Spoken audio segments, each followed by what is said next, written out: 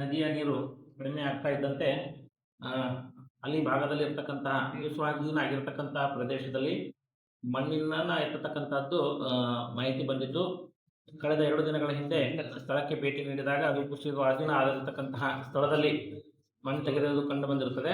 ಈಗಾಗಲೇ ಮಾನ್ಯ S P ಅವರ ನೇತೃತ್ವದಲ್ಲಿ ಎಲ್ಲ ತಾಲೂಕು ಮಟ್ಟದ ಅಧಿಕಾರಿಗಳಿಗೆ ಸಭೆಯನ್ನು ಜರುಗಿಸಿದ್ದು ಅವರಿಗೆ ಮೇಲುಸ್ತುವಾರಿ ಮಾಡಲಿಕ್ಕೆ ಆದೇಶವನ್ನು ಮಾಡಿದಿರುತ್ತದೆ.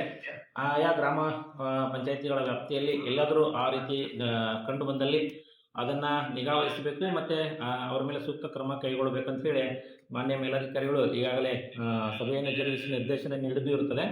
ಅದೇ ರೀತಿಯಾಗಿ ನಾವು ಕೂಡ ಅಕ್ರಮವಾಗಿ ಯಾವುದೇ ಅನುಮತಿ ಇಲ್ಲದೆ ಮಣ್ಣನ್ನು ಎತ್ತುವುದು ಎಲ್ಲಾದರೂ ಕಂಡು ಬಂದಲ್ಲಿ ನಾವು ನಿರ್ದಾಕ್ಷಿಣ್ಯವಾಗಿ ಕ್ರಮ ಕೈಗೊಳ್ತೇವೆ ಅಂತ ನಾನು ಹೇಳ್ತೇನೆ.